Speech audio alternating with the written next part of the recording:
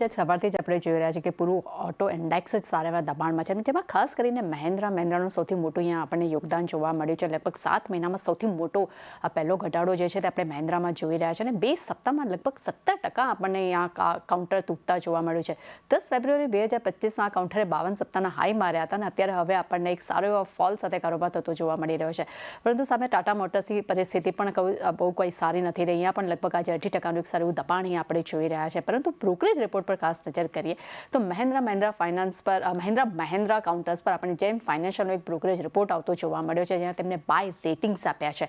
લક્ષ્યાંક તેમને 3625 રૂપિયા પ્રતિ શેર કર્યા છે. તેમનું માનવું છે કે મહિન્દ્રાને ઈવીમાં આઈસીઈથી એક ઓછા માર્જિને તેઓ એક ધારણા રાખી રહ્યા છે અને કંપનીને ખાસ કરીને સ્પર્ધા વધારવાના અનુમાન જે છે એટલે કે કોમ્પિટિશન વધવાના અહીંયા અનુમાન તેમને દેખાઈ રહ્યા છે. પરંતુ સામે તેમને વાત કરી છે કે ઈવીનો માર્કેટ શેર વધવા પર કંપની હવે વધુ એક ફોકસ આપશે અને વધવાની પણ તેઓ અપેક્ષા રાખી રહ્યા છે. એટલે જેમ ફાઇનાન્શિયલ તરફથી આપણને મહિન્દ્રા માટે એક પોઝિટિવ રિપોર્ટ તો જોવા મળી રહ્યો છે, પરંતુ અમે એમકેની અગર વાત કરશું, એમકે અહીંયા મહિન્દ્રા માટે રિડ્યુસ રેટિંગ આપ્યા છે.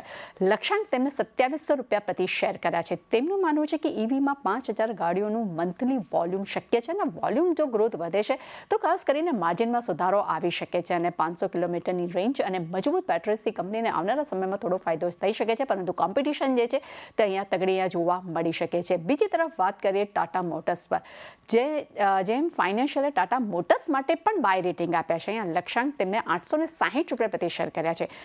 તેમનું માનવું છે કે પીએલઆઈનો જે ફાયદો છે તેનાથી ઈવી માર્જિન એક સપોર્ટ મળી શકે છે. ખાસ કરીને સ્થાનિક મેન્યુફેક્ચરિંગ અહીંયા વધુ વધવાથી માર્જિનને એક સપોર્ટ મળી શકે છે અને આવનારા સમયમાં માર્જિન પણ તે વધી શકે છે. એટલું જ નહીં, કંપની પોતાના હારિયર અને સિએરામાં નવા મોડલ્સ પણ તેઓ લોન્ચ કરી શકે છે અને નવા મોડલ્સ પણ તેઓ લાવશે, જેને કારણે કરીને ઊંચા ઓપરેટિંગ લેવરેજથી ઈવી માર્જિનમાં પણ એક સુધારો આવવાની તેઓ અપેક્ષા રાખી રહ્યા છે. ત્યાં બીજી તરફ મોતીલાલ ઓસવાલે ટાટા મોટર્સ પર પોતાનો રિપોર્ટ જાહેર કર્યો છે.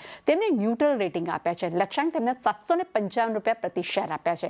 તેમનું કહેવું છે કે ઈવી પર ફોકસ વધવાથી માર્જિન અહીંયા ઘટી શકે છે. પરંતુ સામે JLR 2027માં અમેરિકામાં અને યુરોપમાં નવા મોડલ્સ કંપની લોન્ચ કરશે અને JLR પ્રીમિયમ્સ જે છે તેમાં ઈવી પર ફોકસ પણ કંપનીનું આવનારા સમયમાં વધી શકે છે. એટલે એમ કહી શકાય કે જેમ ફાઇનાન્શિયલના બંને જ કાઉન્ટર્સ પર એક પોઝિટિવ રિપોર્ટ છે, પરંતુ બીજા તરફ બંને જ બ્રોકરેજ રિપોર્ટ જે આપણે જોયા તો એક વિપરીત રિપોર્ટ અહીંયા આપી રહ્યા છે અને નો ડાઉટ આજે ઓટો સેક્ટર્સ પૂરું જ એક સારા એવા દબાણ સાથે અહીંયા કારોબાર કરતું જોવા મળી રહ્યું છે.